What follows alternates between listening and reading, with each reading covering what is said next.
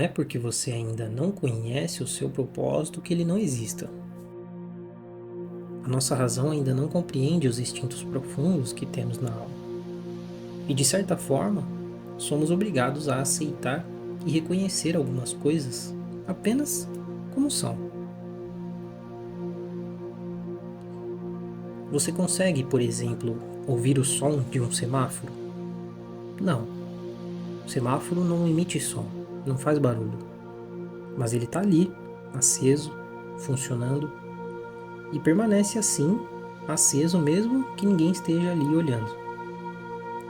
O propósito dentro de nós funciona de modo parecido. Não podemos ouvi-lo sonoramente, mas podemos percebê-lo de alguma forma. Só que isso não é possível de ser entendido se estivermos sempre no meio do barulho, da pressa diária, que não só roubam o nosso tempo, como também a nossa capacidade de escuta. Afinal, para ouvir algo, é preciso primeiro estar apto a ouvir esse algo. A nossa razão ensinou, com base até em comparação social, a pensar no propósito como um ponto a que se deve chegar, seja por meio de um chamado, uma grande missão, um cargo.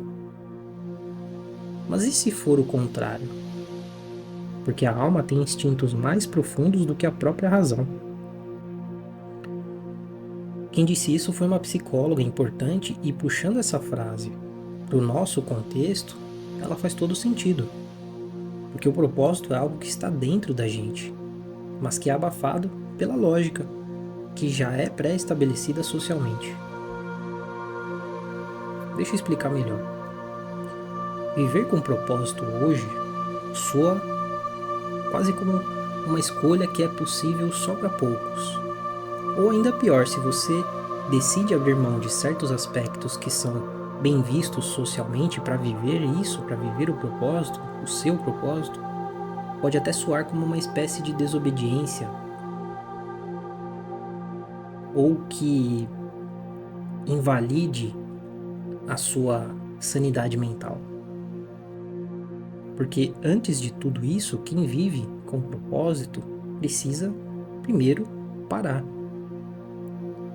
E esse é o ponto. Parar hoje em dia virou quase um pecado, porque todo mundo hoje só exalta pessoas que correm, que são super produtivas, que são super conectadas.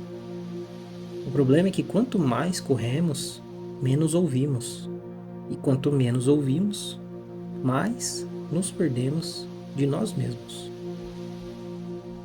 Então, passar a vida inteira esperando um grande chamado vai não só te impedir de escutar, como também de parar, de perceber e entender que propósitos são aquelas escolhas pequenas que fazem sentido diariamente, mesmo que sejam invisíveis ou que ninguém entenda.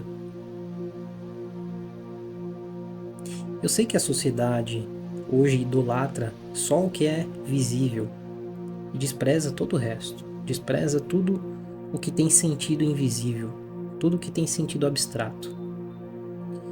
E você vê que hoje em dia é muito comum, por exemplo, a exposição de pessoas que, de certa forma, parecem ter vencido, e mesmo assim se sentem vazias. Por quê?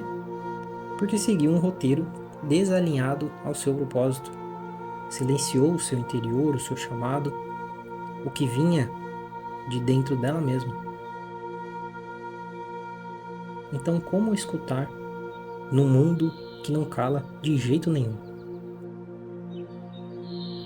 Bem, não dá para mudar o mundo. Ele é mesmo muito barulhento. Mas dá sim para criar pequenos rituais. Uma caminhada sem celular, uma manhã sem ruído, em silêncio, com um caderno onde você consegue anotar dúvidas, questões e consegue encontrar um respiro para novas ideias. E lembrar que o propósito ele existe em você, em silêncio. E talvez a partir daqui você consiga perceber o que Heráclito filósofo, já dizia há um bom tempo.